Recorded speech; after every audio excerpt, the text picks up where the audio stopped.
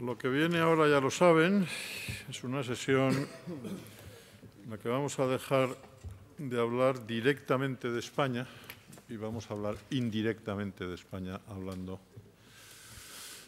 de Escocia, de Europa, de Canadá, de Quebec. Hemos dicho antes que en Escocia está convocado el referéndum, hemos dicho que en Quebec se convocaron los dos referéndums que se convocaron y que luego se dictó la ley de claridad. Y bueno, como luego nos contarán, acaba de haber unas recientes elecciones en las que los señores que parecían imbatibles, que eran los nacionalistas, pues han perdido la cabeza del gobierno, han perdido el gobierno y hoy no llevan el tono en Quebec, ¿no? Bien. A ver, les haré una brevísima explicación previa de por qué estamos juntos cuatro letrados de las Cortes, que es lo que es Alberto Dorrego, lo que es Alfonso Cuenca, lo que es Íñigo Méndez de Vigo y lo que soy yo, entre otras cosas. No se admiten comentarios jocosos sobre esta cuestión. Cayetana, hace el favor.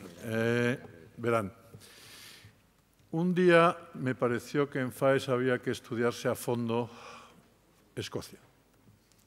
Un día hace ya 2 años, ¿no?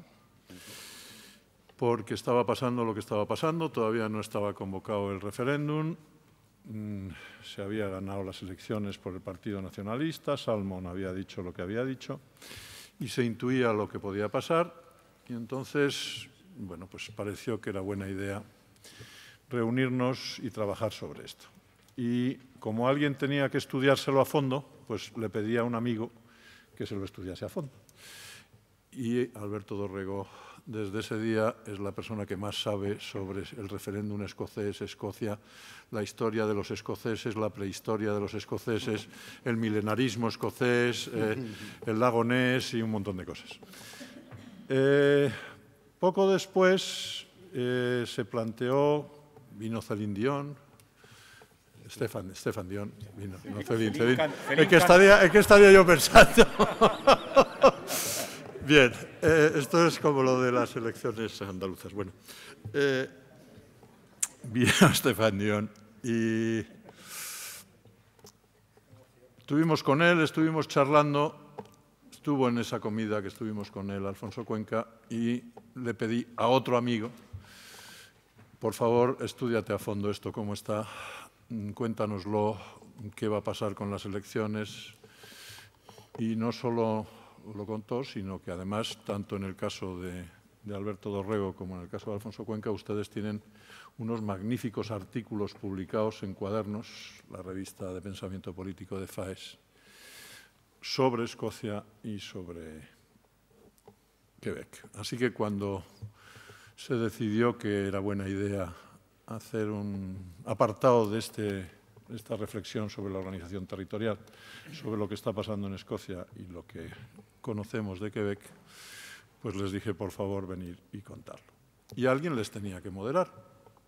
Entonces, para terminar con la historia de los amigos, pues le llamé a otro amigo y compañero, que es Íñigo Méndez de Vigo, y le dije, ¿qué te parece moderar a los dos amigos y compañeros que esta tarde van a hablar de Escocia y de Quebec?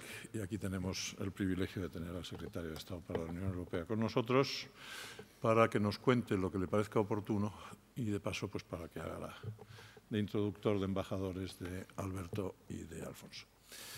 Espero haberlo explicado bien, aparte del lapsus este que me ha llevado donde yo no quería ir, pero que ya resulta inevitable. Y, en todo caso, espero que disfruten y mucho sobre lo que se nos va a contar esta tarde. Solo un comentario añadido. He dicho vamos a hablar indirectamente de España. No es neutral para España lo que pasa en Escocia, es obvio.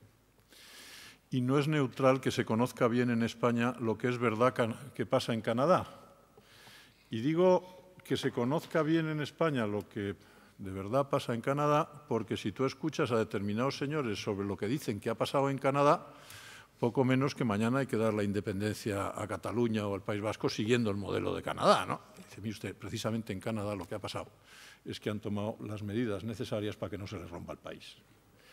Y en la medida en que eso es así, pues hay que explicar bien Canadá, no para romper nada, sino para mantener unido lo que hay que mantener unido, ¿no? Así que dicho todo esto, y agradeciendo a los tres, y muy especialmente a mi amigo Íñigo Méndez de Vigo, secretario de Estado, que anda de cabeza de aquí para allá, y más estos días en que se está constituyendo el Parlamento Europeo y eligiendo presidente europeo y este tipo de cosas, pues que haya sacado un huequito para estar con nosotros. Y Íñigo, tienes la palabra. Y para tranquilizar a mi amigo Iñaki Astarloa, que ha pasado un mal momento con esta equivocación de Stefan y Céline, debo decirte que no debes preocuparte lo más mínimo. Hay un conocidísimo periodista español que cada vez que se refiere al primer ministro británico le llama James Cameron, que, como saben ustedes, es el director de Titanic, y no David, que es el nombre del primer. O sea, que estas cosas pasan. Y lo que importa, lo que está claro, es que te gusta mucho la música. Pero a mí me han pedido que modere esta mesa redonda. Vean ustedes el uso que hacemos de las palabras. Esto no es una mesa redonda, como ninguna de las mesas redondas que en el mundo hay, son todas de otra forma. Y moderar a dos moderados es muy complicado. Siendo yo otro moderado, pues la verdad es que aquí no hay nada que moderar. Por tanto, mi intervención va a ser simplemente para introducir el tema. Y luego, desde la experiencia personal reciente, la semana pasada tuve la suerte de estar en Ypres, que es un pequeño pueblo belga, donde los alemanes no llegaron a entrar en la Primera Guerra Mundial y se convirtió en una zona de batalla campal durante 4 largos años, donde murieron muchísimos jóvenes europeos, de esa juventud que se recuerda en Gran Bretaña, por ejemplo, con el Poppy en el mes de noviembre, ¿no? Y la verdad es que ir a Ypres hoy, que es una ciudad reconstruida después de aquello, ver en su museo lo que supuso la Primera Guerra Mundial, le da a uno mucho que pensar. Y además, si reflexionamos sobre ello, y hay un libro y una película que les recomiendo ver. La película es una película sobre una novela, pero yo les recomiendo la película de Erich Maria Remarque, que se llama Sin novedad en el frente, si no recuerdo mal, que es una película extraordinaria para ver lo que fue aquella guerra. Y la novela es una novela más reciente, es una novela que ha ganado el premio Goncourt este año, de Pierre Lemaitre. Traducida se llama Te espero en el cielo, creo que se llama. Au revoir là-haut, en francés, Te espero en el cielo. Son una película, una novela, para ver lo que significó, el desastre que significó la Primera Gran Guerra. Bueno, pues acabada la Primera Gran Guerra, los europeos no aprendimos, no, hicimos las cosas muy mal. ¿Y qué hicimos? Fue exacerbar el nacionalismo, crear estados que no tenían ninguna base, pedir unas reparaciones de guerra terroríficas al vencido. Es verdad que preparamos la base de cultivo para lo que fue la Segunda Gran Guerra. Y después de la Segunda Gran Guerra, en cambio, los europeos entonces hicieron las cosas bien. ¿Por qué? Porque pensaron, no podemos repetir el error de la primera. ¿Y qué es lo que hicieron? Pues hicieron una cosa muy sencilla, o por lo menos hoy parece muy sencilla. ¿Cómo evitamos que haya una tercera guerra mundial? La idea fue, pongámonos a trabajar juntos, que se conozcan. La manera de evitar que franceses y alemanes se enzarcen en una tercera guerra mundial es que se conozcan, que se miren, que estudien juntos, que trabajen juntos. Eso lo hicieron en el plano económico con la Comunidad Económica de Carbono Cero, y lo hizo un compatriota nuestro, don Salvador de Madariaga, con el Colegio de Europa. Puso a los estudiantes a trabajar. Bueno, y desde entonces, si echamos la vista atrás, la verdad es que hay que reconocer que acertaron. Y estos 40, 50 años han sido 50 años enormemente fructíferos para Europa, en términos primero de paz, en términos de seguridad, en términos además de triunfo de las ideas democráticas, de libertades, del sistema de economía de mercado, porque el mundo bipolar que conocimos, al final el mundo bipolar se enfrentó y ganó nuestro lado, y eso también es el triunfo de la Unión Europea. Y no crean ustedes que eso fue sencillo. A mí me contaba Alain Lamassoure, que es un exministro francés, un europeísta muy notable, que en el año 55, 10 años después de acabar la Segunda Guerra Mundial, él hizo un intercambio de jóvenes y vino un alemán a su casa. Y a la abuela de Alain le costó muchísimo bajar y dar la mano a este joven alemán. Había perdido a un hijo en la guerra y no le perdonaba a Alemania. y a este chico, que evidentemente no tenía nada que ver con aquello, no podía perdonarle a este chico la muerte de su hijo. Bueno, eso es para explicar a ustedes qué generosidad, qué grandeza de miras tuvo la Constitución de la Unión Europea. Hicimos la Unión Europea para que viejas naciones que se habían desgarrado en guerras durante años nos hermanáramos por arriba en la Unión y viviéramos juntos, integráramos nuestras políticas, asentadas todas ellas en principios y valores comunes. Eso es la Unión Europea. La Unión Europea es un sistema difícilmente traducible, definible, bueno, muy es difícil de explicar también porque tiene poco que ver con las tipologías clásicas de la separación de poderes, pero enormemente eficaz. Y sobre todo porque tiene una finalidad, y es permitir vivir bajo el mismo paraguas a personas que son de razas distintas, de convicciones distintas, de ideologías diferentes, de religiones, de lenguas. Eso es la Unión Europea, ese es el lema que utilizamos en el Tratado Constitucional, unidad en la diversidad. Y eso es lo que hemos hecho ante todos estos años. Por ello, ahora, cuando asistimos, y vamos a tener la suerte de que Alberto Dorrego nos explique el caso escocés, cuando asistimos a un caso de secesión dentro de la Unión Europea, al final lo que a uno le queda la duda es, bueno, pero no hemos hecho la Unión Europea precisamente para convivir todos juntos. ¿Qué sentido tiene ahora que una vieja nación, o una nación de naciones, como el Reino Unido ahora, haga este extraño movimiento? Y sobre todo teniendo en cuenta que la Unión Europea, uno de los problemas que tiene, y donde se la critica, más con justicia, es en la necesidad de ser eficaz. Y uno de los problemas más grandes que tiene la Unión Europea es cómo ser eficaz en este mundo del deprisa con 28 Estados miembros, que tienen al final que participar en la toma de decisiones. Y eso es enormemente difícil, esa es la Europa de nuestros días. Yo recuerdo cuando el entonces candidato a la presidencia de la Generalitat, el señor Mas, fue a Bruselas, fue a un think tank llamado Friends of Europe, le preguntaron eso, ¿cuál era su visión de Europa? Si usted quiere la secesión de su país, de Cataluña, de España, de un Estado miembro, ¿cómo ve usted Europa? Porque eso no es un fenómeno solamente, puede ser no solamente un fenómeno español. Y él dijo, no, yo vislumbro una Europa de 70, 80 Estados miembros. La cara de estupor de la gente que ha escuchado, ¿y eso cómo se negocia eso? ¿Cómo se gestiona eso en el día a día? ¿No? Por tanto, yo quiero decir sobre esta historia que creo que los tiempos hacia lo que van es hacia la unión y no hacia la desunión. Y el esfuerzo que tenemos que hacer es el de integración, no el de crear otras fórmulas que lo que llevan es a la desintegración. Y por eso el caso escocés, que nos va a explicar Alberto, es una buena piedra de toque. Y yo creo que en el caso escocés se ha hecho un esfuerzo de explicar las consecuencias de la separación, tanto internas como respecto a la Unión Europea. Y yo diría solamente, porque no hay nada peor que el que presenta al final se meta en el tema de es un pelmazo. Había un diputado, un compañero nuestro, que todos hacíamos lo posible por no participar en los mítines con él, porque picoteaba de todo lo que tú ibas a decir y al final te quedabas sin nada que decir. Yo solamente diré una cosa, porque tú vas a corroborarlo luego. Hombre, a mí me parece claro, porque no estaba claro al principio, había dudas, la interpretación de los tratados es meridianamente clara en este aspecto. Primero, la división territorial de los Estados es una competencia exclusiva del Estado miembro. Por tanto, compete al Estado miembro ver cómo se organiza territorialmente. Y eso, además, no es una casualidad. Eso lo metimos nosotros, digo nosotros, el Partido Popular, en el Tratado Constitucional. Cuando en el Tratado Constitucional pensamos cuáles son las competencias que debe tener la Unión Europea y cuáles los Estados miembros, que fue uno de los grandes temas de debate, nosotros pensamos. En aquel momento el reto era el Plan Ibarretxe. ¿Recuerdan ustedes el Plan Ibarretxe? No recuerdan, ¿verdad? Pero fue el reto en un momento determinado. Y para clarificar el reto, metimos en lo que hoy entonces era el 5, hoy es el 4.2. La organización territorial de los Estados miembros es competencia exclusiva de estos. Por tanto, tema clarísimo.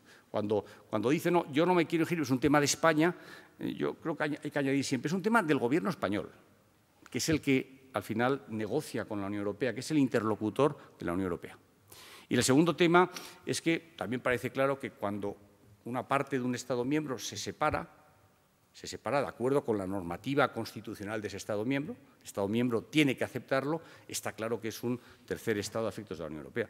Bueno, esos son temas que yo creo que en el debate interno británico han quedado claros, pero seguro Alberto nos va a explicar mucho mejor que todo lo que yo pueda decir.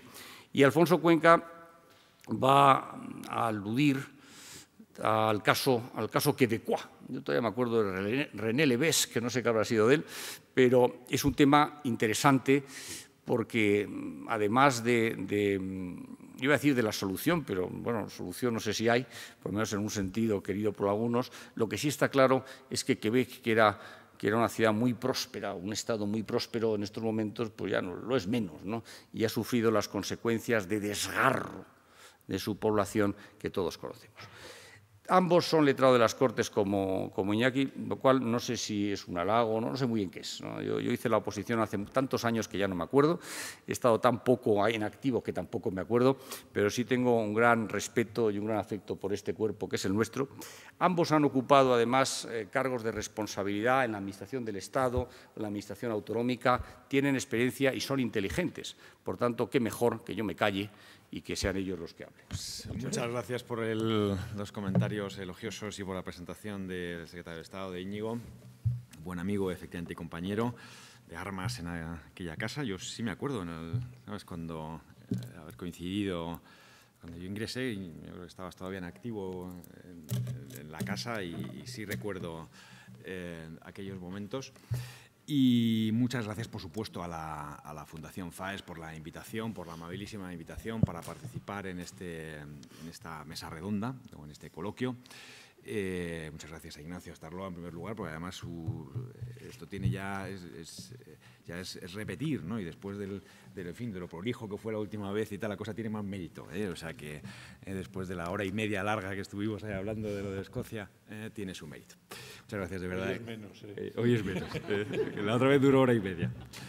Muchas gracias, por supuesto, al secretario general de la Fundación, a Javier Zazalejos, a Cayetana, por su presencia, a todos ustedes por la asistencia y por la atención. Y voy a tratar de sintetizar, efectivamente, un poco las líneas maestras de este lío escocés y cómo se ha ido gestando, básicamente en sus cuestiones o sus aspectos histórico-políticos más recientes, y cuáles son un poco los enfoques que se están dando desde los aspectos que pueden resultar también más interesantes. Como saben todos ustedes, efectivamente, el día 18 de septiembre del año 2014, de este año, dentro de ya muy pocas fechas, se celebrará un referéndum sobre la independencia de Escocia. Un referéndum que tiene como características básicas que es un referéndum legal, a pesar de lo que alguien pudiera pensar, es un referéndum plenamente legal y constitucional, de acuerdo con la legislación británica. Es un referéndum convocado. Ya explicaremos luego cómo es el encaje constitucional, si alguien tiene especial interés en los detalles, ¿no? Es un referéndum convocado por una ley escocesa, por la Scottish Independence Referendum Act de 17 de diciembre de 2013, sancionada por la reina Isabel el 17 de diciembre de 2013, y es una ley que tiene un sustento previo, veremos luego, insisto, algunos detalles, pero un sustento previo en un acuerdo político que se fragua entre el gobierno británico, el gobierno del Reino Unido y el gobierno escocés, el llamado Acuerdo de Edimburgo, que es de 15 de octubre de 2012, después de haberse producido una serie de acontecimientos en el cual, esencialmente, el gobierno británico se compromete a autorizar, a permitir o adoptar las disposiciones constitucionales necesarias para que pueda llevarse a efecto la convocatoria por parte del Parlamento británico a través de una ley del referéndum de independencia de Escocia. Además de ser un referéndum legal, de acuerdo con la legislación británica y constitucional, es un referéndum que tiene otra característica muy importante. Es un referéndum decisivo. Ha sido una cuestión crítica en todo el proceso de gestación de este referéndum. No es un referéndum consultivo para conocer la opinión más o menos ilustrada en relación con un proceso, con unas, como se había planteado en algún momento, sino que es un referéndum en el que se va a plantear de una forma muy directa una pregunta tan directa como ¿Should Scotland be an independent country? ¿Debe ser Escocia un Estado independiente? Y la respuesta es yes or no, sí o no, hay una papeleta para poner la cruz correspondiente y eso es la única decisión que se adopta en este referéndum. Insisto que después de algunas idas y venidas en relación con esta cuestión, con lo cual la consecuencia, según están los acuerdos de Edimburgo del año 2012, es que producirá el efecto de la escisión o la separación de Escocia del Reino Unido en el supuesto de ser favorable. Supondrá seguramente el nacimiento, o supondría el nacimiento, en el supuesto del sí, de un nuevo Estado en la comunidad internacional, una Escocia independiente, denominado así, según ellos mismos dicen, Escocia, sin más. Y eso se haría, según las previsiones del propio Acuerdo de Edimburgo, después de un proceso de transición, que tendría lugar después del referéndum, no muy largo, pero suficientemente extenso, de 18 meses, según está concretado, en el cual se adoptarían los acuerdos, digamos, operativos para hacer viable la materialización de la separación de Escocia del Reino Unido en el supuesto de ser favorable, a través de una serie de disposiciones legales y técnicas que luego podemos entrar en ellas si les interesan. Hace muy pocas fechas, en este mes de junio del 2014, luego me referiré yo también, de hecho ha presentado el gobierno británico un proyecto de ley que llaman ellos una Independence Bill, un proyecto de ley para regular la independencia en el que se contemplan todos estos aspectos técnicos relativos a cómo se produciría materialmente el proceso de separación en el supuesto de resultar victorioso el sí en la consulta. Y además se acompaña o se incluye en ese Independence Bill, en ese proyecto de ley de independencia, que no se ha presentado todavía al Parlamento, es que se presentaría solo en el supuesto de salir el sí, según dice el gobierno escocés. Ese Independence Bill contiene también un proyecto de constitución para Escocia, que tiene su interés, un proyecto de constitución, una constitución interina para regular todo ese proceso hasta la elaboración de una constitución definitiva, dicen ellos, de Escocia, con las características que establezca ya una nueva convención o convención constitucional que redactaría la constitución definitiva. Hay un proyecto de constitución, por tanto, ya redactado y está publicado y lo tienen ustedes plenamente disponible. ¿Qué dicen los sondeos? Una pregunta importante, porque esto se va a producir dentro de muy poco, el 18 de septiembre, ¿no? Dentro de muy pocas semanas en realidad, ¿no? ¿Qué dicen los sondeos? Los sondeos, en términos generales, todos los que se han publicado hasta la fecha, que se hacen muchísimos en Inglaterra, y además, en el Reino Unido, y además muy rigurosos, en fin, por institutos muy acreditados, todos ellos vienen a coincidir en el dato de que la respuesta en favor del sí tiene un respaldo minoritario. En todo caso, todos los sondeos publicados, no hay ni uno solo que se haya publicado, se han publicado decenas de sondeos, ninguno pronostica una respuesta favorable a la independencia de Escocia, eso es cierto. También es verdad que se aprecia con el paso del tiempo, viéndolo con perspectiva, no de mes en mes, sino con cierta perspectiva, que se ha ido produciendo un acortamiento de las posiciones y un incremento de las posiciones del sí respecto al no. Yo recuerdo cuando estuve en el seminario que organizamos en FAES, que era justo después de haberse producido el statement del gobierno británico en el 2012, recuerdo que fue a esas fechas. Las encuestas de opinión que se daban entonces se situaban en torno a un 70-30 para entendernos, 70-30 aproximadamente, que son las que se manejaban por los institutos de opinión. Hoy en día casi todas las encuestas están en un 50-40. Más o menos, 52, 53, 36, 38, por ahí, 50-40. Las más proclives al gobierno escocés, pues porque las promueven ellos, o la prensa escocesa, pues tienen un porcentaje mayor y otras menor. La BBC, por ejemplo, la incontestable BBC nacional, que publica unos trackings regulares en relación con el referéndum, el último de hace unos días está 53-36, por a quien le interese, 53-36. Y lo mismo vienen a coincidir los dos grandes institutos de opinión que están haciendo encuestas también con trackings permanentes, que son YouGov y el Instituto Ipsos Mori, que más o menos están también en esos mismos esquemas. Lo digo para que se sitúen.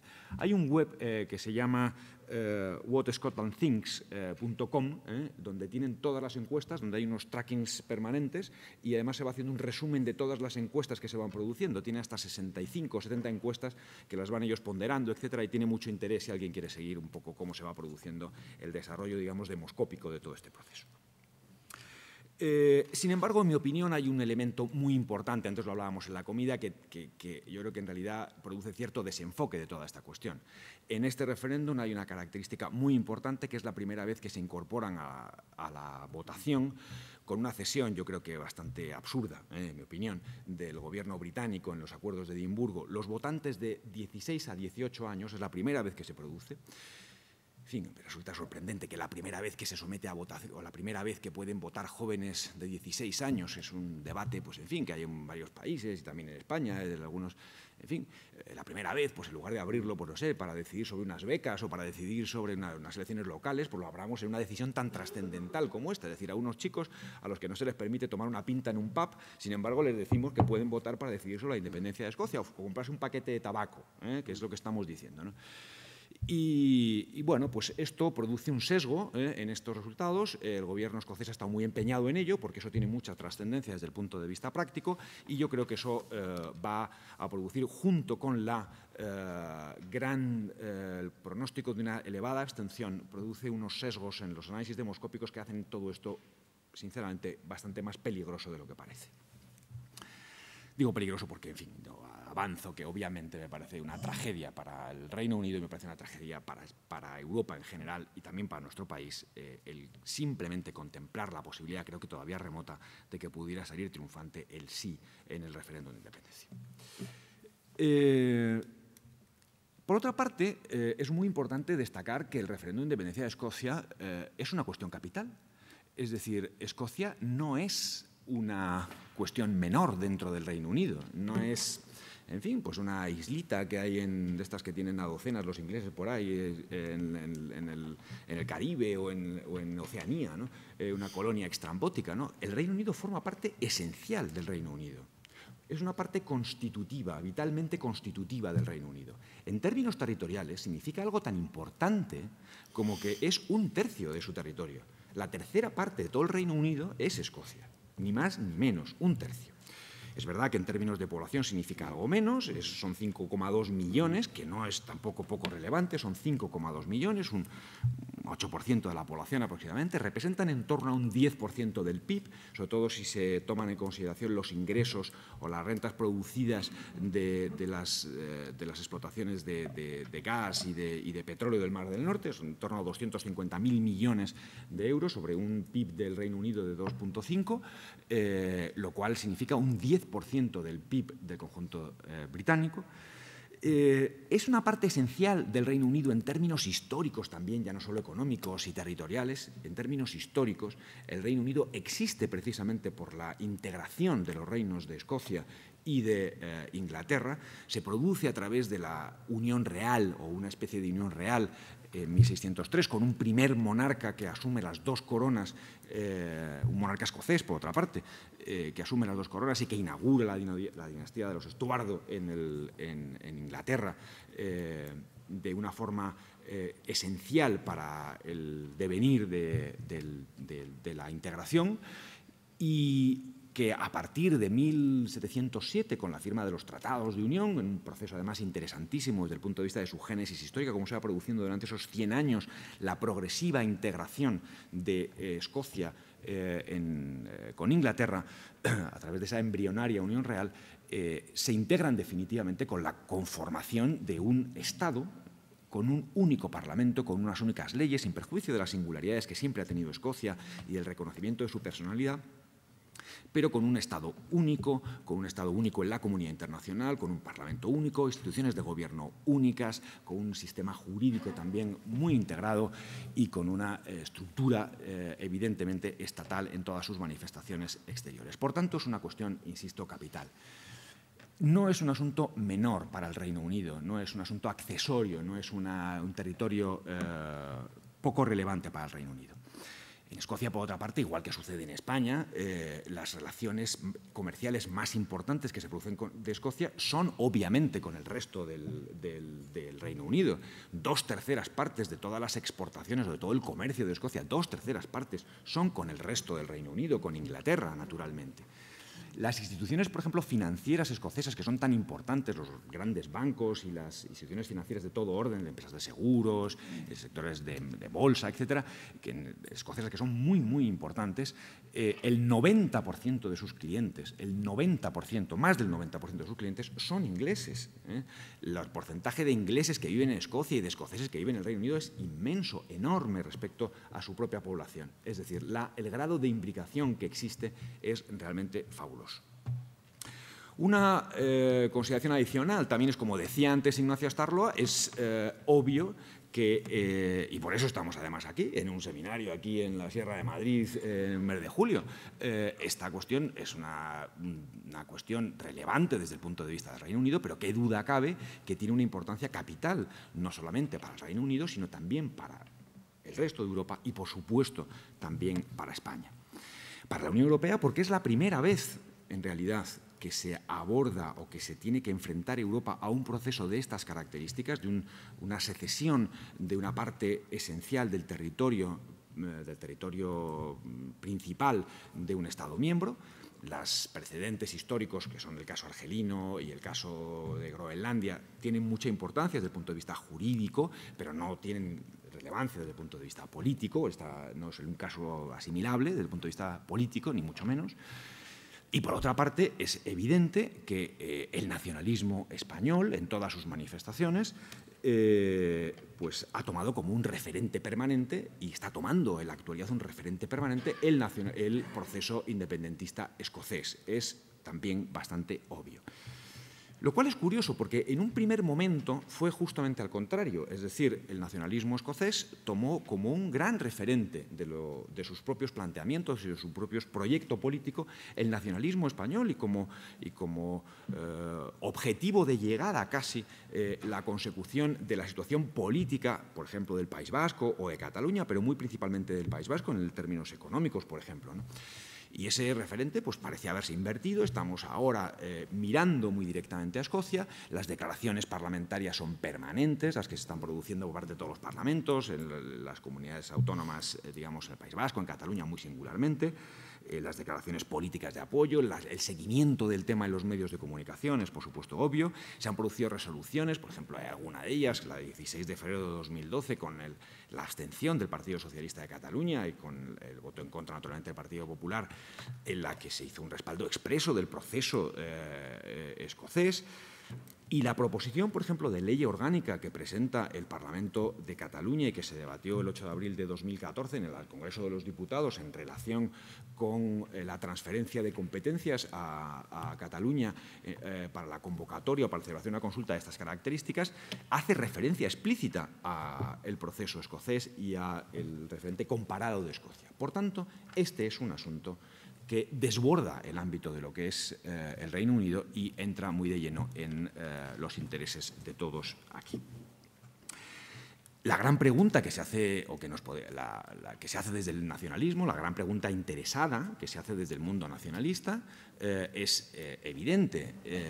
Es por qué en Escocia puede celebrarse un referéndum de estas características, por qué el gobierno del Reino Unido ha accedido a la pretensión de Escocia de celebrar un referéndum de independencia y no puede celebrarse en España por las mismas razones o por los mismos motivos políticos que allí concurren. Esa es la gran pregunta, el gran debate que introducen en España los nacionalistas, en el cual podemos entrar, yo creo que a fondo en el debate si tienen ustedes interés en ello, como es natural, porque creo que es el gran debate que se produce en España en estos momentos en relación con Escocia. Me gustaría señalar, desde el punto de vista histórico, voy a ser muy telegráfico, porque efectivamente, como decía Ignacio, primero, no quiero ser pesado, porque esto nos podríamos pasar la tarde entera hablando del asunto, y segundo, porque además está publicado, es decir, estas reflexiones, digamos, un poco históricas de cómo se ha gestado el proceso, las tienen ustedes en los cuadernos de pensamiento político de FAES, un poco pues, con toda su sucesión de acontecimientos y una, yo creo que correcta descripción de los elementos principales del proceso. Pero es relevante destacar varias cosas. La primera de ellas es que todo este proceso, o todo este lío, vamos a decir así, que ha conducido a que hay el 18 de septiembre un referéndum sobre la independencia de Escocia, ni más ni menos, que lo iba a decir, se ha producido en relativamente poco tiempo. Es decir, se ha producido en muy pocos años, desde el año 98 como mucho, y más bien yo diría que desde el año 2007. Prácticamente en 7 años se ha armado todo este gigantesco lío, lo cual demuestra, en fin, cómo se producen las cosas en muchas ocasiones.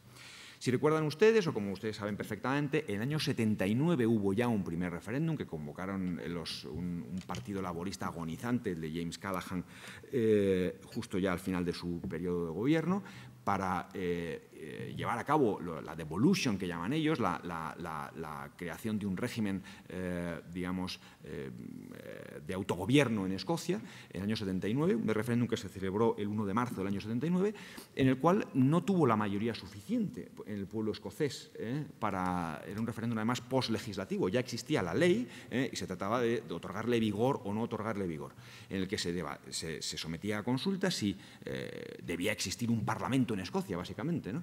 Y la respuesta fue, por un 51% salió que sí, la respuesta, pero no alcanzó el umbral mínimo de votos de ese 40% que se exigía, y por consiguiente, porque votaron el 32% los escoceses nada más, fíjense, y la propuesta fue descartada. La siguiente vez que se retoma en tiempos recientes la cuestión se produce con la victoria electoral de Tony Blair en el año 97, que al poco tiempo de llegar, muy pocos meses después, la victoria es en la primavera, el referéndum se celebra el día 11 de septiembre del 97, tiene lugar en este caso un referéndum pre-legislativo, antes de hacerse una ley, al pueblo escocés, en el marco pues, de toda esta batería de grandes reformas constitucionales que quería y que de hecho llevó a cabo el gobierno de Tony Blair en el Reino Unido, de muy diverso tipo, una de las cuales es la redefinición de las relaciones territoriales en el Reino Unido.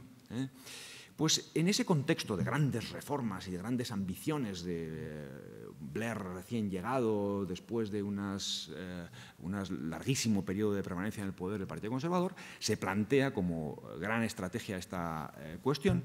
Se celebra un referéndum en el que el 73% del pueblo escocés votó a favor, es cierto, de volver a establecer un parlamento en Escocia con capacidad legislativa, y ya mucho menos, es decir, ya un 60% de ciudadanos, que ese parlamento tuviera competencias o alguna competencia en el orden tributario, poder establecer o regular impuestos. A partir de ahí se elaboró, como saben ustedes, por un grupo de expertos, en primer lugar, por una Constitution Unit, un proyecto de ley, la Scotland Act del año 1998, que fue tramitada en el Parlamento, lo que vendría a ser el equivalente aquí al Estatuto de Autonomía, la Ley de Escocia del año 1998, que es la que tiene el punto de partida de todo este lío. El Parlamento se constituye, se celebran unas primeras elecciones en el año 1999.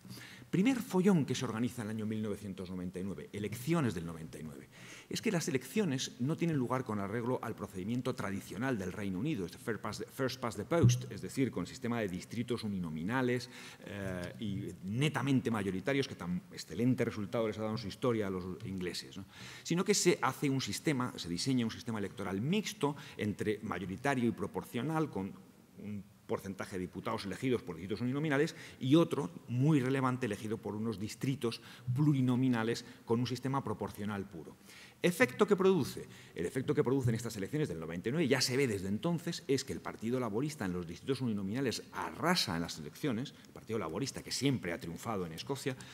El Partido Laborista tiene, de los 56 distritos, gana en 53, nada más y nada menos, 53. O el Parlamento hubiera sido 53-3, si hubiera sido de los otros.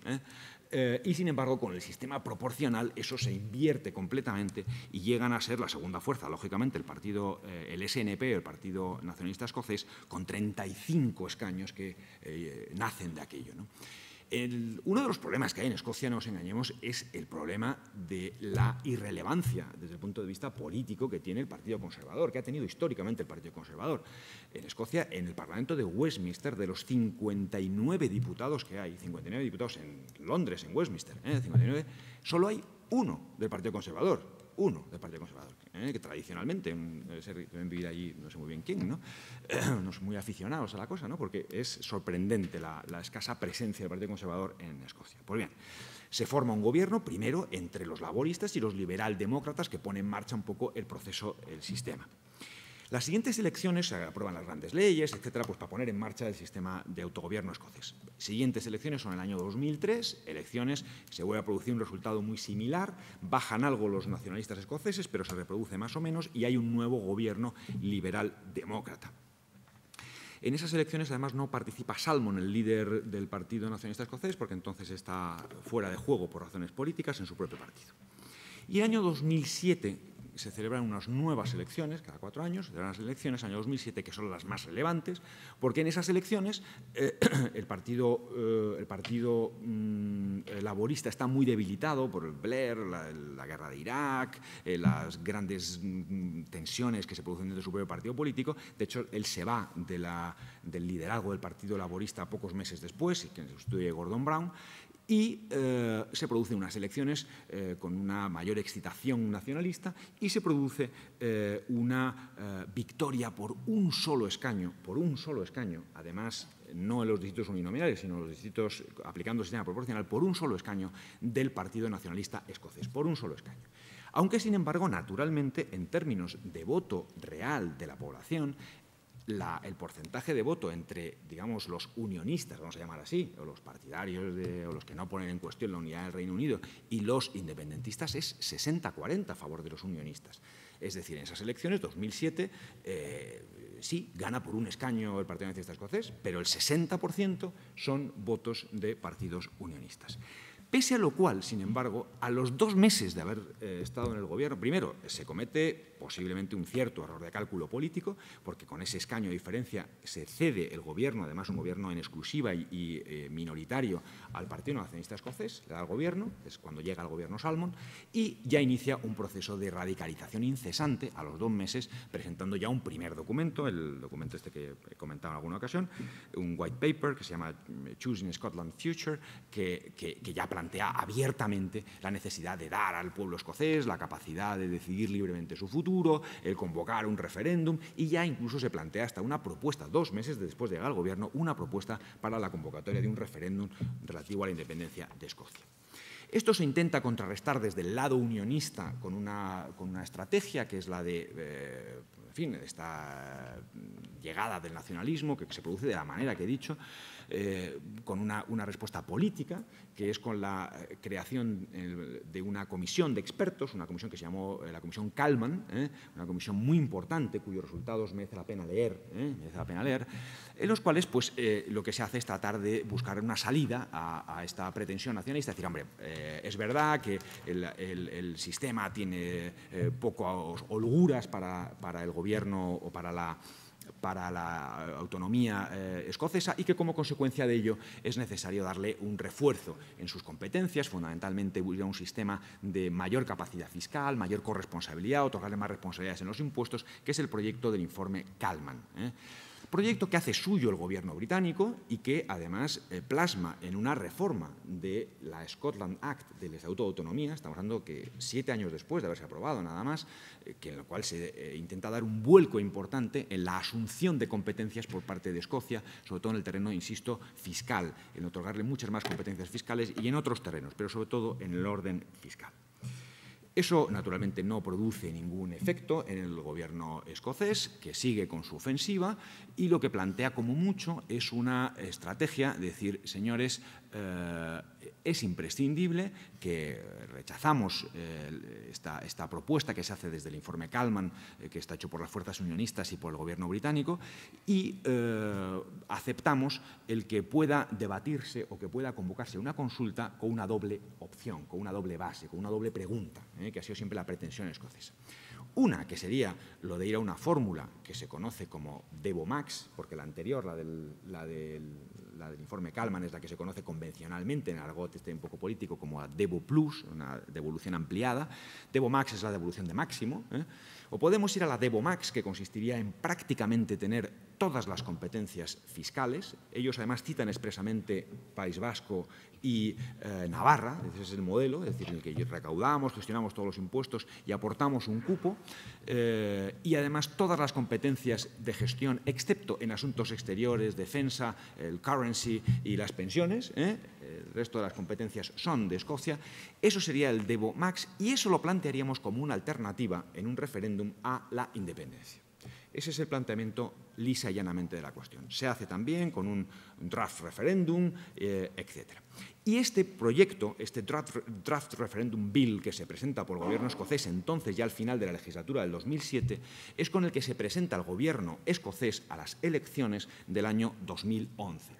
Elecciones de 2011, cuyo programa único por parte del nacionalismo escocés es precisamente sacar adelante esta propuesta de Devo Max o, en su caso, la independencia, con un referéndum, que es la que obtiene una victoria, en este caso ya sí que una victoria clara, clara. Es la primera vez que se produce, es cuando se produce el sorpaso, y se produce una victoria clarísima por parte del Partido Nacionalista Escocés, que obtiene mayoría absoluta en el año 2011 con ese programa electoral consistente en este punto. Eso es cierto y es razonable. A pesar de todo, en términos de voto popular, nunca ha superado el 50%, ni siquiera en estas elecciones el 50% el voto, digamos, nacionalista frente al voto unionista, tampoco en estas elecciones.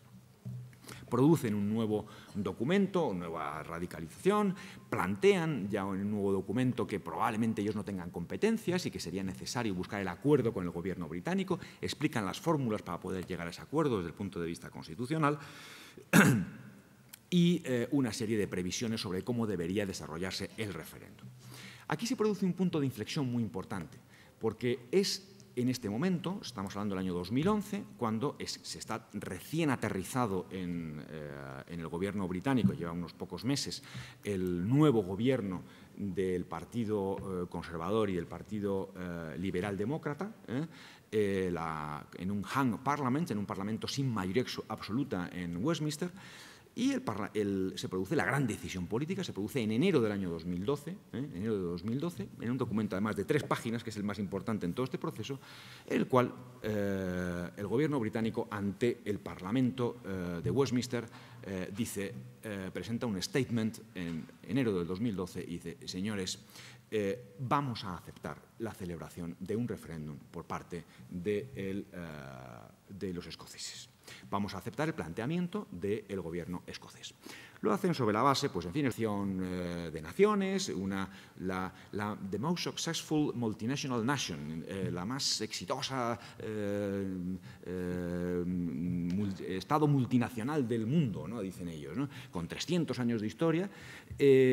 Aquí ha habido una votación que se ha producido en el año 2011, se ha presentado un gobierno con un programa muy claro y, por consiguiente, el principio democrático, esto dice el gobierno británico, dice el principio democrático exige que sea el pueblo escocés el que tenga que pronunciarse sobre su permanencia en el Reino Unido.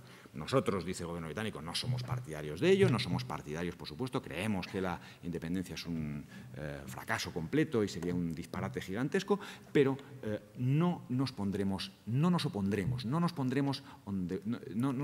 enfrente de la celebración de este proceso. A partir de entonces los acontecimientos se precipitan. En este documento, pues el gobierno británico pone una serie de reglas del juego, dice: no, esto hay que acordarlo, tenemos que hacerlo en términos constitucionales, haciendo una ampliación. Ustedes no pueden convocar el referéndum por sí mismos, ustedes no pueden convocarlo, dice el gobierno británico, no puede convocar porque la Scotland Act no se lo permite. Esto lo podríamos hacer nosotros haciendo Westminster una modificación de la Scotland Act o haciendo una ampliación extraestatutaria de competencias por la vía de lo que ellos llaman una Order in Council, que es como finalmente se hace, autorizando la celebración por una sola vez, es decir, por esta vez, de un referéndum, y además nosotros ponemos como condición el que no sea un referéndum multiopción, sino que sea un referéndum claro en el que haya solo una pregunta y que sea una pregunta además decisiva. No vamos a discutir aquí sobre si Devo Max, sobre en el caso de Devo Max, que nos suena a todos esto, en el caso de que no sea Devo Max que haya la independencia o al revés. No, habrá una única pregunta, será muy clara, será decisiva y se celebrará además antes de que acabe el año 2014. Eso le impone el gobierno británico en esta decisión. Las interpretaciones de esta decisión son muy complicadas, luego podemos entrar en ellas. ¿Por qué el gobierno británico hace eso? Aquí en esta mesa, pues en fin, hay opiniones para todos los gustos al respecto. Luego las hablaremos con más intensidad si les interesa eso. ¿Por qué hace el gobierno británico eso? ¿Por qué se acepta eso por el gobierno británico? Un gobierno, además, en fin, se supone que no compuesto por insensatos, un gobierno conservador, con una mayoría además importante en Westminster. ¿Por qué hace eso? ¿Qué pasa a partir de entonces? Pues los acontecimientos a partir de entonces aún se disparan más. Es decir, por una parte hay una serie de acontecimientos jurídicos que son, pues en primer lugar, el que se realiza el Acuerdo de Edimburgo al que antes me refería, que es el que se materializa este estado de cosas, en el que se acuerda que el gobierno británico presentará o dictará una Order in Council para llevar a cabo el proceso, transfiriendo las competencias a Escocia, al Parlamento escocés, para que pueda el Parlamento escocés hacer la convocatoria del referéndum.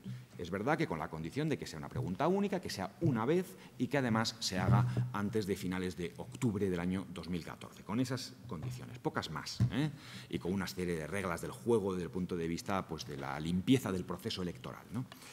Este acuerdo de Edimburgo se materializa, es digamos, lo que arranca el proceso, se aprueba por parte del gobierno británico la Order in Council y se aprueba por parte de Escocia, como es lógico, del Parlamento escocés, la Scottish Independence Referendum Act, la ley reguladora del referéndum de independencia, que se aprueba el 17 de diciembre de 2013, con las características que ya les he dicho. La pregunta, la fecha, el derecho de voto que se les ha dejado en la Order in Council de los 16 a 18 años y toda la normativa electoral relativa a la organización de este proceso. Y acaba el proceso, después de la convocatoria, que está jurídicamente esto es como se materializa, acaba con este documento que tiene interés y les recomiendo su lectura, está en la web del gobierno escocés, que es la Scottish Independence Bill, que es en la que se encuentra este proyecto de constitución de Escocia, en la que tiene cosas muy curiosas de resaltar, ¿no? De todo tipo, pues desde cómo se van a denominar, cuál va a ser su sistema político, su forma de gobierno, forma de Estado, etcétera.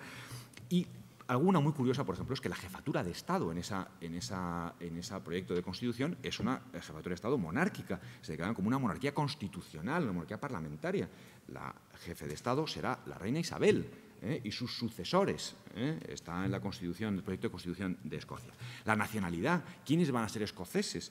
¿Qué pasa con los ingleses que viven allí? En fin, se regula un sistema de doble nacionalidad también para los escoceses y los ingleses. En fin, una cosa toda muy curiosa. Y, por supuesto, una adhesión inquebrantable a la cuestión de la Unión Europea, de la pertenencia a la Unión Europea que ellos sostienen. Acabo ya, porque me lo indican con muy buen criterio los moderadores, haciendo una referencia a una serie de aspectos políticos que se han producido también desde entonces. Es evidente que desde entonces, desde que se ha producido la convocatoria del referéndum, en Escocia se ha producido una división de la opinión pública muy grande. Una división de la opinión pública que se nota en Escocia, en las conversaciones de bar, en los círculos de opinión, en la vida cotidiana de los escoceses. Los intelectuales, el mundo económico, en fin, se ha dividido, como pasa en una circunstancia de estas características, con posiciones de un tipo y de otro. Es cierto que el debate que se ha producido en Escocia y que se está produciendo ahora mismo en Escocia es un debate bastante informado, que es una diferencia importante respecto de la que se observa en otros lares, vamos a decir así. Es un debate bastante informado porque, sobre todo desde el lado unionista, desde el lado del gobierno británico, se ha hecho, y además se está haciendo crecientemente según va avanzando el proceso, un gran esfuerzo de comunicación por poner de relieve cuáles son los efectos que tendría para los escoceses en todos los órdenes de la vida vida por separado respecto al Reino Unido.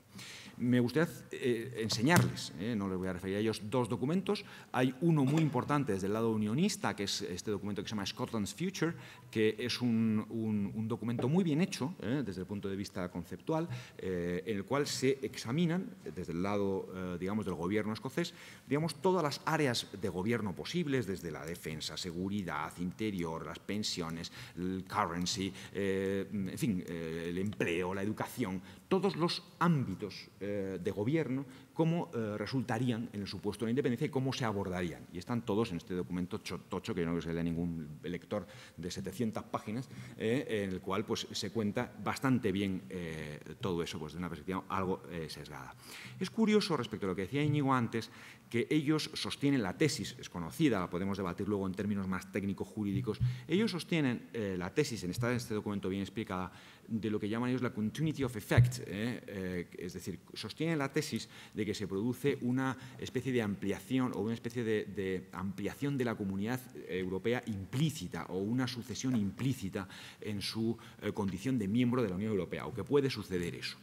Ellos son vaporosos en este tema, pero en fin, bueno, sostienen que se produce esa continuidad de facto, que es un supuesto excepcional, que no ha tenido lugar nunca y que esto hay que abordarlo de otra manera. En todo caso, ellos niegan la aplicación del artículo 49 del tratado, es decir, que tengan que incorporarse como un Estado nuevo completamente y que esto se resolvería por la vía, en todo caso, de la modificación de los tratados del artículo 48, por otra vía, que por otra parte tampoco es que sea mucho más sencilla, es igual de complicada, pero ellos sostienen, pues, en fin, esta idea. Y que todo al final acabará resultando, pues, del entendimiento político y de las buenas relaciones con el Reino Unido que se generarán en ese proceso de transición.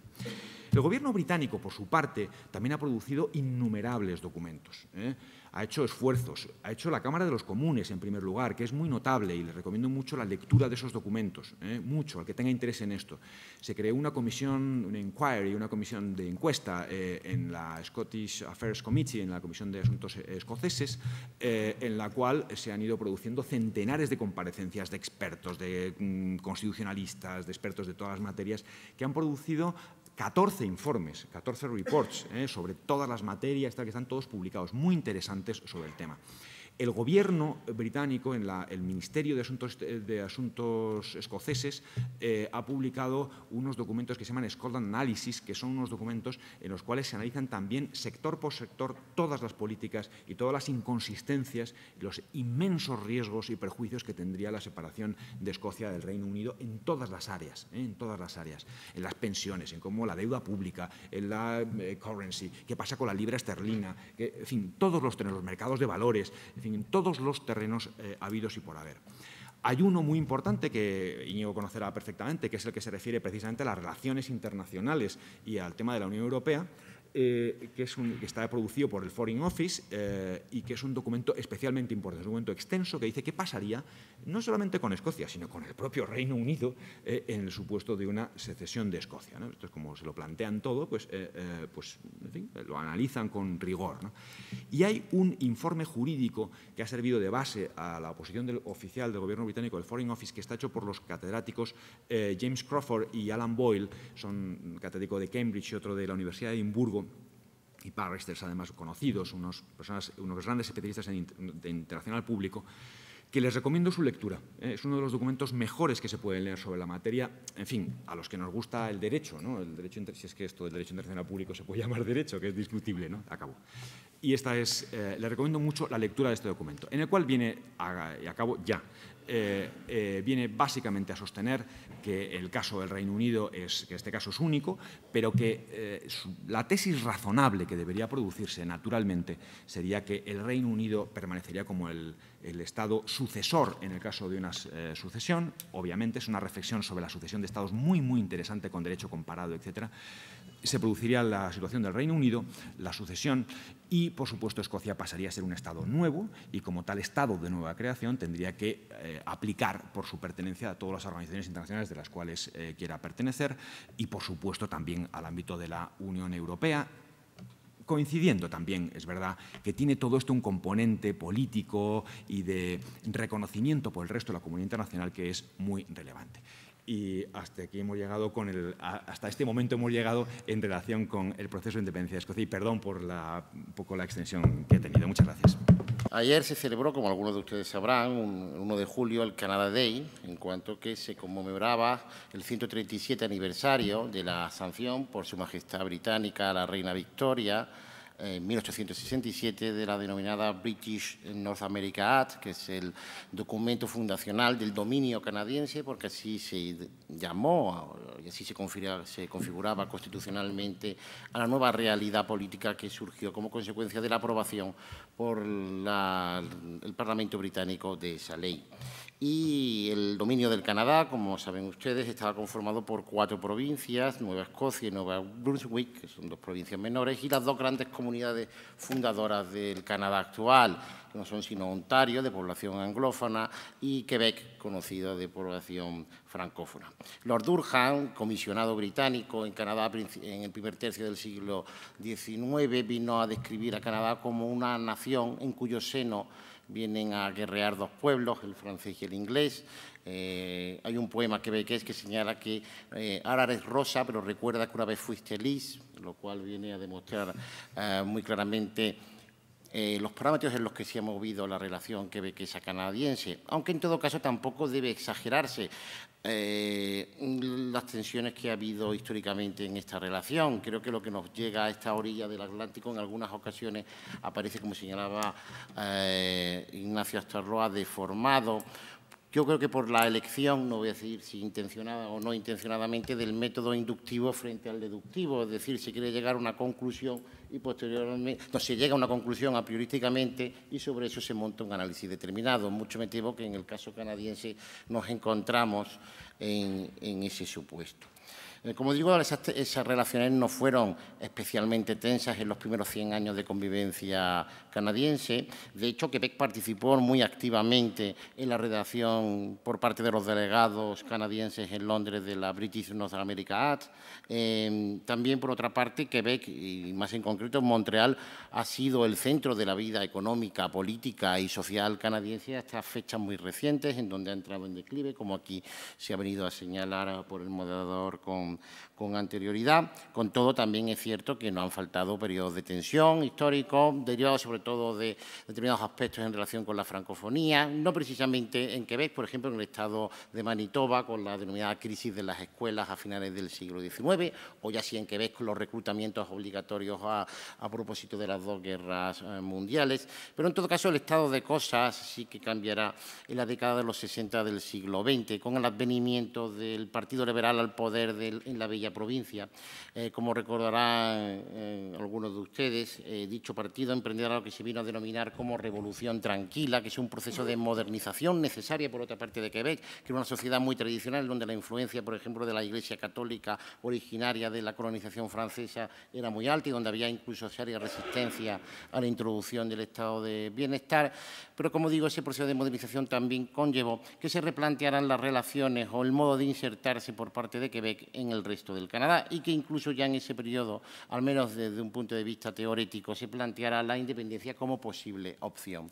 La cosa cambiará de manera importante en el año 68 con la fundación del Partido Quebequés, que tiene ya la secesión como objetivo explícito, y más aún cambiará en el año 76 cuando ese Partido Quebequés se convierta en primera fuerza y, por lo tanto, ocupe el gobierno en la bella provincia. Y solo un año más tarde, en el año 77, se aprobaría por la Asamblea Quebequesa la Ley 101, o Carta de la Lengua Francesa, que es una ley cuya lectura originaria les recomiendo. Posteriormente ha sido pulida por determinadas sentencias de la Corte Suprema, pero en donde se establecía, y se establece todavía hoy, un predominio cuasi excluyente del francés, en donde, por ejemplo, se establecía originariamente la rotulación en exclusiva a efectos comerciales en francés. Posteriormente se ha permitido o se ha obligado también a que se pueda rotular en otros idiomas, principalmente el inglés, aunque eso sí, en caracteres tipográficos un 30% inferiores a los que vienen a adornar la rotulación en francés. Por otra parte, por ejemplo, la Carta de la Lengua Francesa establecía serias restricciones a la posibilidad de que la población anglófona pudiera escolarizar en escuelas anglófonas en Quebec a sus hijos, algo que nos llamaría aquí poderosamente la atención, o no tanto, se lo dejo a su opinión.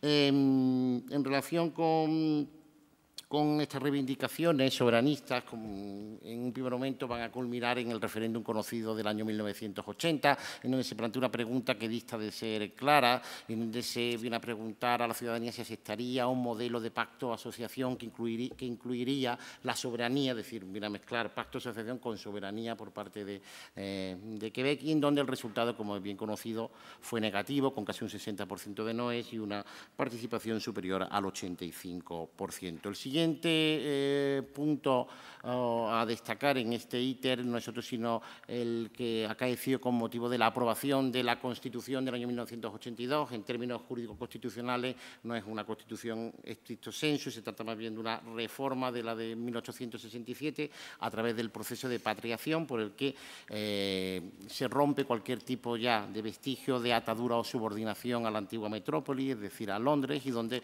por primera vez Canadá va a tener una Constitución propia, no subordinada a Inglaterra en ningún aspecto, salvo como residuo en el hecho de que el jefe del Estado, como ustedes bien saben, es la reina de Inglaterra. Quebec va a manifestar su oposición a ultranza a esta ley constitucional del año 82, que formalmente es la última ley aprobada por el Parlamento británico con efectos en Canadá, y va a haber, y esa oposición se va a manifestar incluso mediante una resolución de 1 de diciembre del año 81, de manera unánime por todos los diputados de la Asamblea quebequesa. Llegados a este punto, sí que me gustaría resumir muy brevemente cuáles son los principales aspectos de la arquitectura constitucional diseñadas por el texto del 82 y el de 1867, por cuanto que dibujan un panorama que en España no es suficientemente conocido. En primer lugar, cabría señalar que Canadá es una monarquía parlamentaria, como es bien conocido, con un régimen similar en inglés en cuanto al juego de primer ministro y Cámara de los Comunes, con un sistema mayoritario a una sola vuelta, distritos uninominales,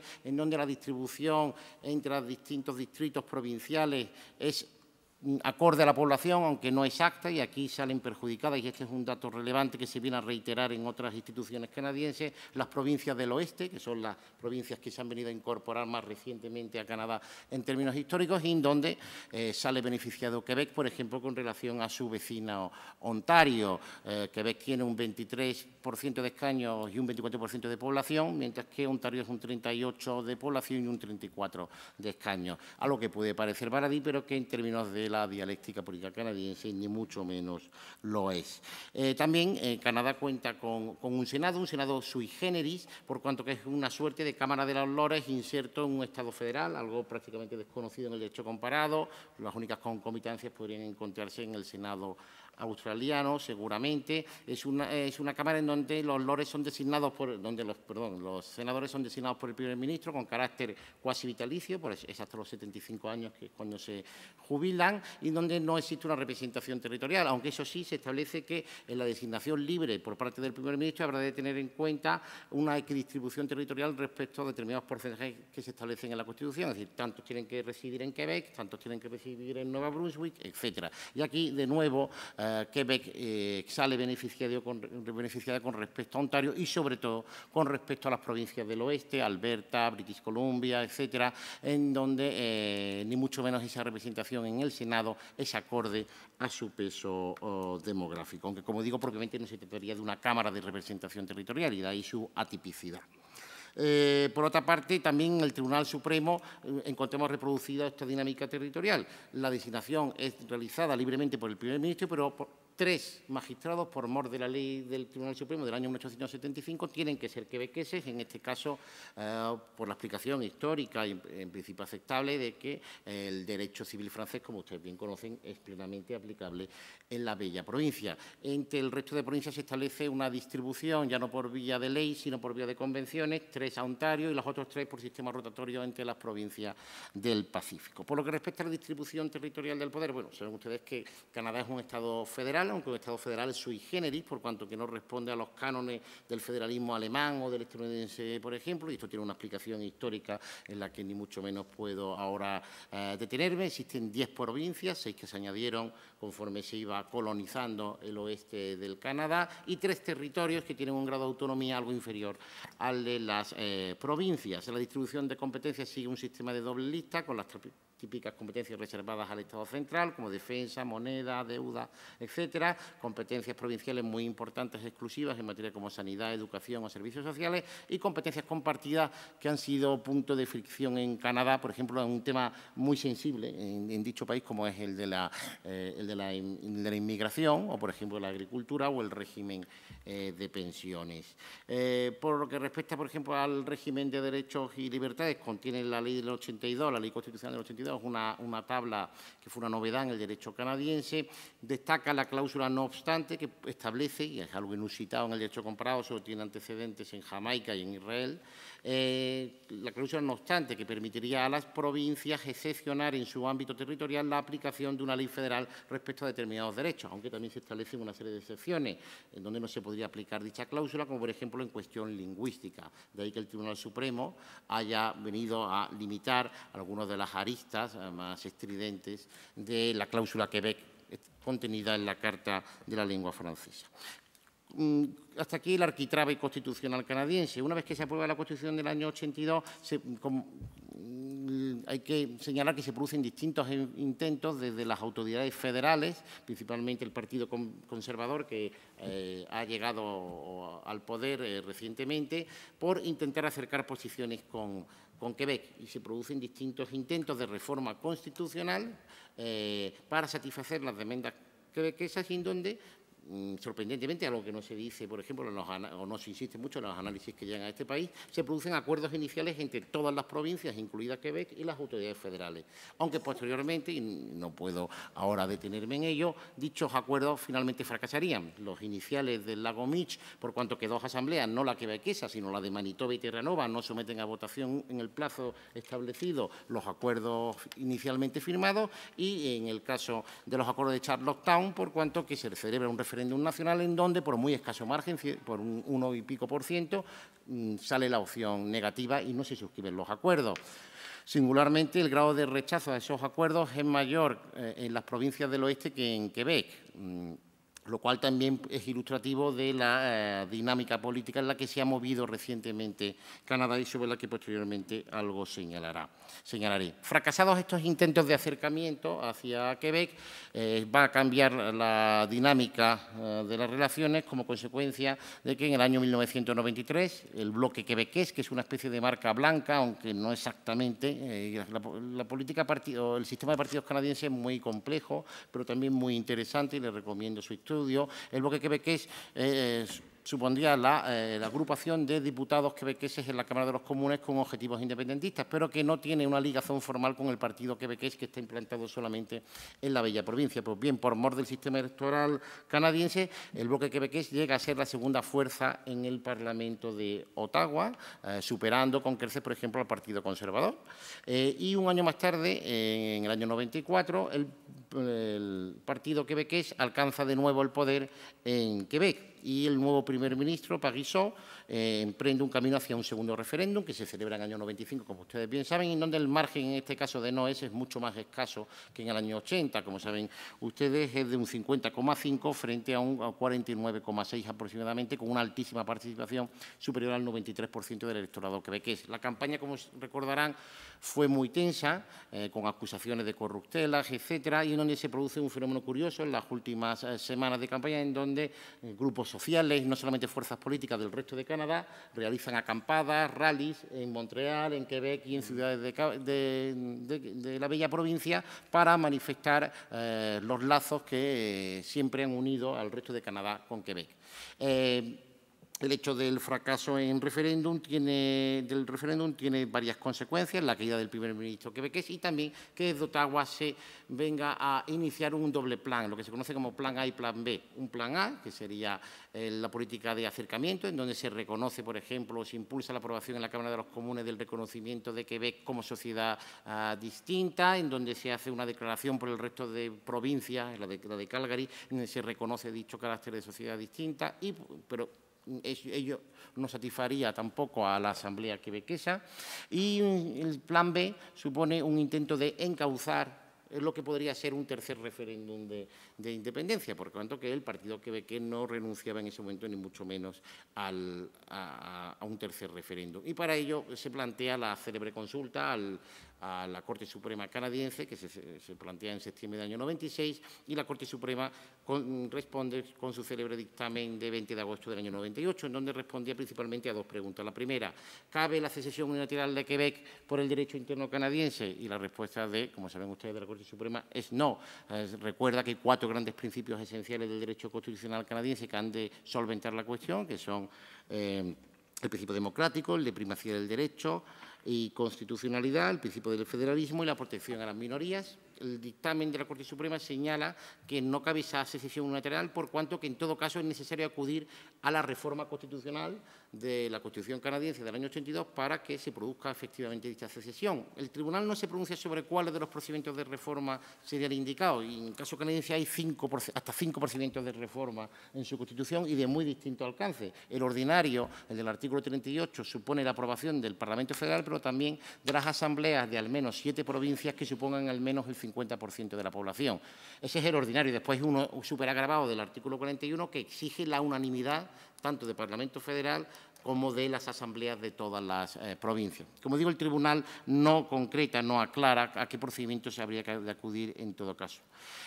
Pero el tribunal añade, y esto es lo que ha tenido particularmente eco también en determinadas fuerzas políticas en nuestro país, que el principio democrático exigiría que, en todo caso, planteado el referéndum y habiéndose obtenido una mayoría clara en favor de la secesión por parte del pueblo quebequés, los poderes políticos, tanto el federal como el resto de provincias, no pueden desconocer esa manifestación de la voluntad del pueblo quebequés y que habría que dotarle de un peso considerable, así lo señala literalmente el dictamen, lo que obligaría a que dichas fuerzas o dichos actores deban sentarse en la mesa de negociación y al tribunal para en su caso activar una posible reforma de la Constitución. Pero el tribunal señala que en todo caso es algo curioso, por otra parte, en términos jurídico-constitucionales. Establece la obligación de sentarse, pero por otro lado deja bien claro que no hay obligación de que las negociaciones conduzcan finalmente a una reforma constitucional, y eso es algo que también se olvida desde algunos análisis que se hacen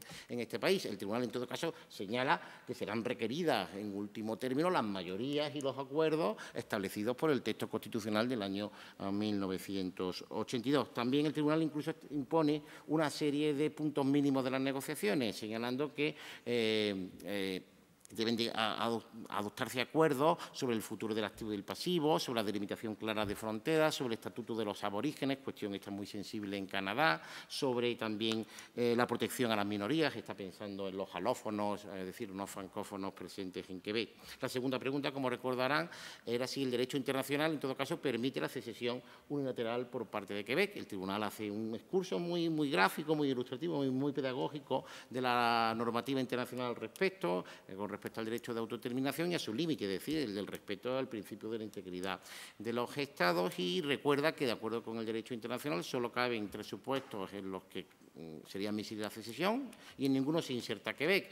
No es sometido a un dominio colonial y una metrópoli, no hay un neocolonialismo tampoco, una explotación económica, y en tercer lugar tampoco se impide su derecho a la autodeterminación en lo interno, es decir, a la búsqueda del desarrollo político, económico y social. Y aquí el tribunal recuerda, y esto es muy ilustrativo, como Quebec ha sido el principal actor de la vida política, económica y social canadiense hasta fechas muy recientes. En el año 98, y lo recuerda el dictamen, de los últimos 8 primeros ministros canadienses, es decir, federales, 7 habían sido de Quebec. Y entre ellos Trudeau, no partidario precisamente de la independencia, todo se ha dicho, pero quebequés en todo caso y francófono, lógicamente.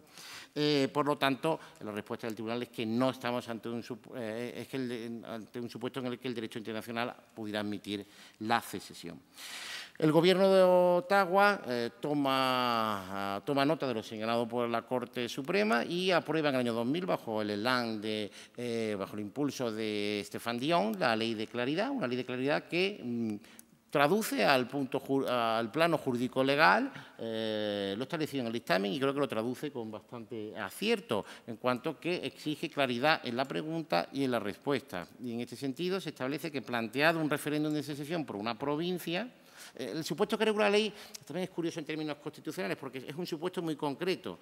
Lo que regula la ley de claridad es si existe o no, o cuándo existirá obligación para el Gobierno federal de sentarse a la mesa de negociaciones como consecuencia de un referéndum provincial de secesión. Pero qué duda cabe que también, desde el punto de vista constitucional, podría admitirse que se planteara la secesión o la reforma constitucional para la secesión sin previo referéndum. Pero aquí la claridad está regulando este supuesto muy concreto. Se atribuye a la Cámara de los Comunes la facultad de examinar la claridad de la pregunta, Y se establecerá y se señala por el parte de la ley que la pregunta no será clara, por ejemplo, si establece un mandato general para negociar a las autoridades provinciales sin exigir a la población que se pronuncie claramente sobre si quiere que la provincia sea un Estado independiente. O, por ejemplo, los supuestos en los que, además de la independencia, se plantean otra serie de alternativas. Por supuesto, estos de la claridad, que, por cierto, han servido de inspiración clara a David Cameron en relación con el referéndum escocés, al exigir que el referéndum sea, que se lo señalaba, claro, fair, legal and decisive, claro, legal y decisivo.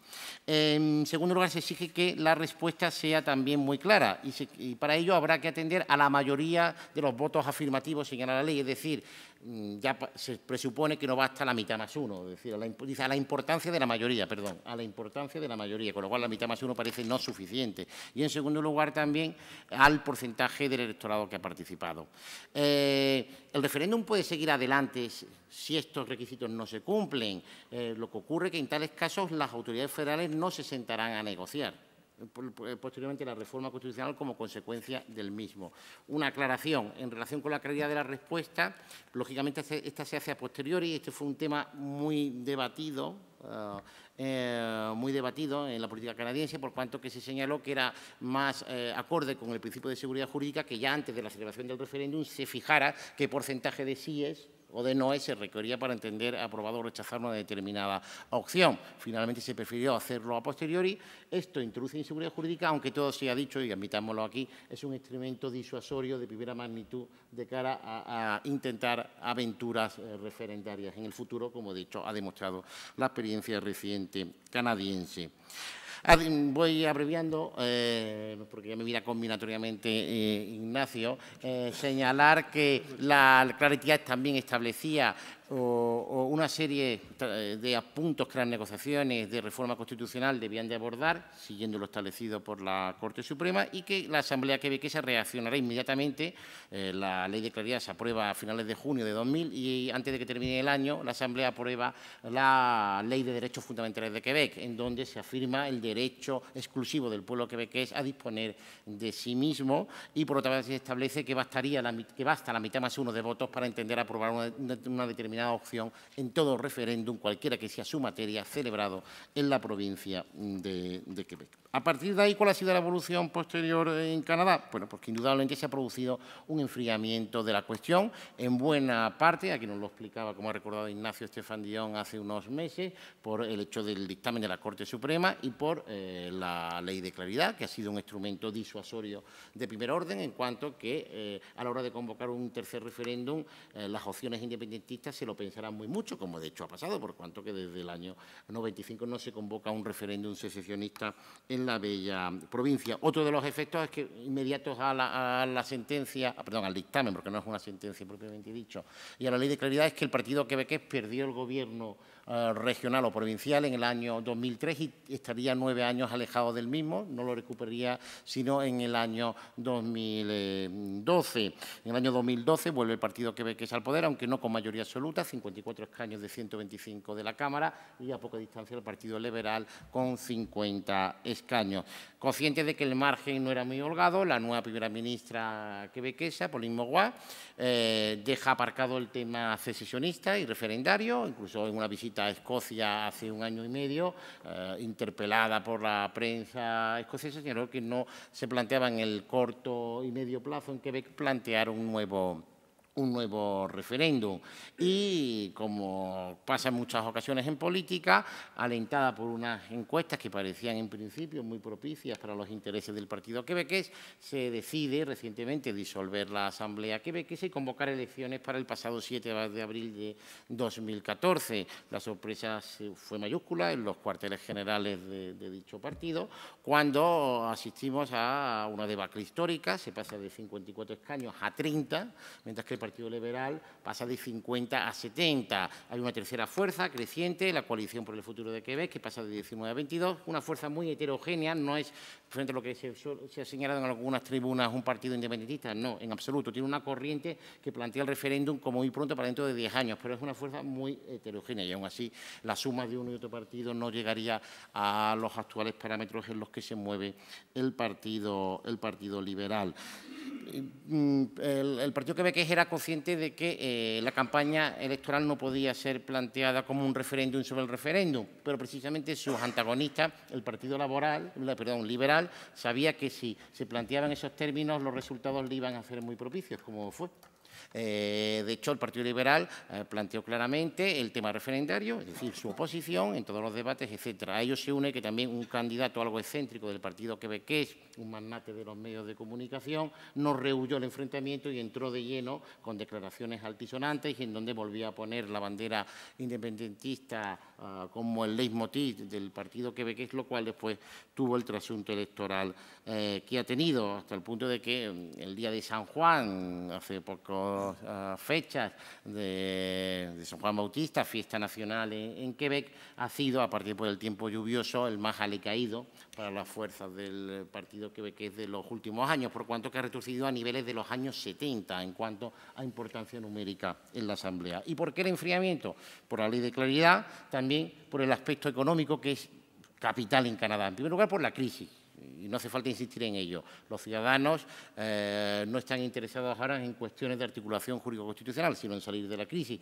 Pero, sobre todo, por la propia realidad económica canadiense. Aquí se ha dicho anteriormente, el centro de la vida económica y social canadiense se ha desplazado de manera, sorprendente, bueno, sorprendente no, pero de manera muy brusca en los últimos años del este y centro del país, incluye a Ontario, hacia el oeste.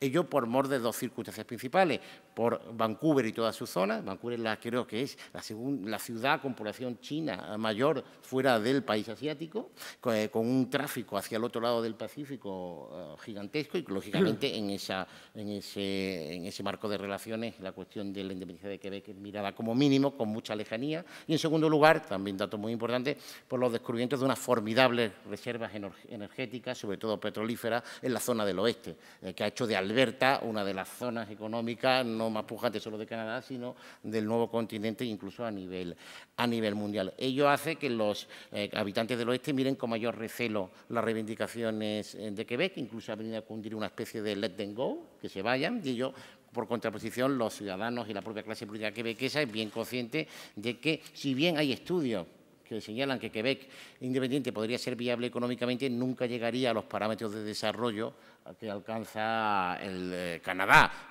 incluido en el G7, se ha señalado hace poco por el FMI con el sistema bancario más sólido de Occidente en la actualidad, etcétera. Esos no serían los parámetros en los que se movería un Quebec independiente. Después, otros factores menores, la propia posición, o menores, o los que me detengo menos, que no son menores, la posición de la propia Estados Unidos, donde se ha dejado muy claro que no quieren problemas en el país, en el vecino del norte, y así lo señaló Clinton en un simposio de federalismo hace unos años, o la cuestión muy delicada en Canadá de los aborígenes, que incluyen las denominadas primeras naciones, a los metis o mestizos y a los inuit o esquimales, cuanto que, por ejemplo, en Quebec, en la zona del norte, hay una concentración muy clara y muy intensa de aborígenes que no querrían formar en ningún caso parte de un Quebec independiente, que o bien querrían formar parte de lo que quedara o subsistiera en su caso de Canadá, o formar ellos un Estado independiente del propio Quebec.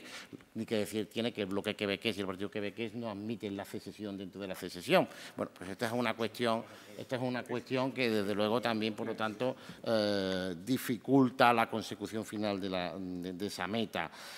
Por todo ello, se advierte hoy en día un cierto cansancio, hartazgo de la población en relación con las reivindicaciones secesionistas en Quebec, y ellos también, por ejemplo, muy elocuente en el descenso que también brutal que se ha producido en los apoyos que la opción independentista tradicionalmente había tenido en la juventud. Si ahora vamos a la franja de edad que apoya la opción independentista en Quebec, incluso se mueve por debajo del 20%, que es la franja ordinaria que a día de hoy apoyaría una eventual independencia de la bella provincia respecto al resto de Canadá. Ello viene a mostrar una vez más lo que los politólogos denominan como paradoja quebequesa, es decir, cuando el partido quebequés está en la oposición, obtiene apoyo del electorado, pero una vez que alcanza el gobierno y pisa el acelerador independentista, ese apoyo le es retirado. Ello vendría a mostrar pues, el deseo de la población quebequesa de mantener su vieja identidad, no obstante, no en vano el lema de Quebec, como ustedes bien saben, es «Je me souviens», yo me acuerdo. Pero también, por otra parte, el deseo de seguir formando parte siempre de Canadá. Y por mi parte termino, no sé si he cumplido los tiempos y si estoy a disposición para el diálogo.